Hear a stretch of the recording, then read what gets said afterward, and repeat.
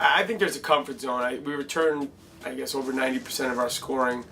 And last year we had to work hard for goals. Just a little different of a team dynamic. We were able to add some key pieces to the offense this year, which put some players that were starters last year in different roles coming off the bench.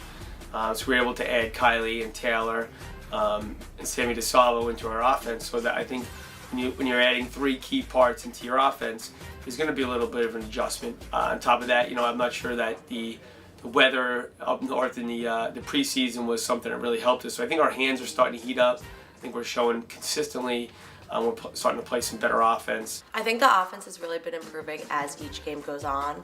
We've been moving the ball more, and if you see, a lot of our goals are assisted, and a lot of people are touching the ball, which is awesome because it's hard to just mark one player when you have a lot of people touching the ball, a lot of people scoring, and a lot of people making plays.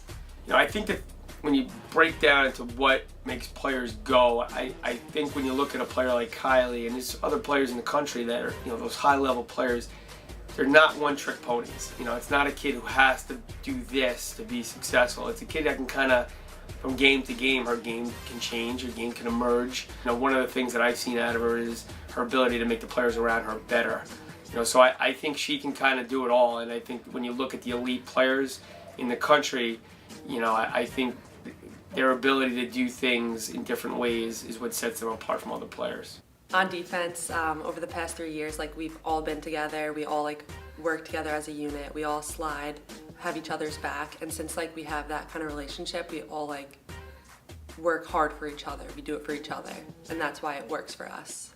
The biggest thing that we always talk about is not allowing the other team's best player to get off and not allowing a ton of shots. And the shots we do let up, our goalies, we got to put our goalies in position to make saves. So low percentage shots, taking away team strengths, and playing overall good team defense. And when you look at wins against Notre Dame and Florida and even USC, I think you look at those wins as those are great, and I think they're great for the university. I think they're great for recruiting, and I think it helps elevate the status of our program.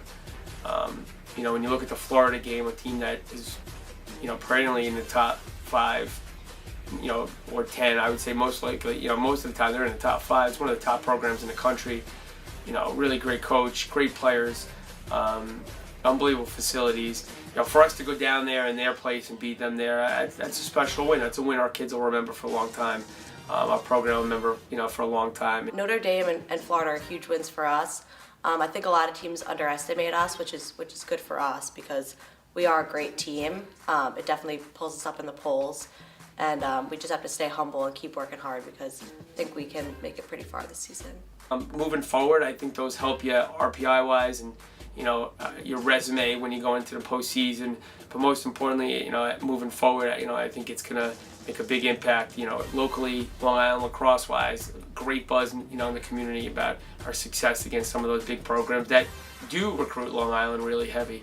So for us to beat them, I think it gives us a little bit of happiness there as far as with recruiting goes and the profile of our program. We talk about blocking the noise. We don't honestly, a number means nothing. I mean, being ranked wherever we are right now, 8th, 7th, or laughably whatever the other numbers are.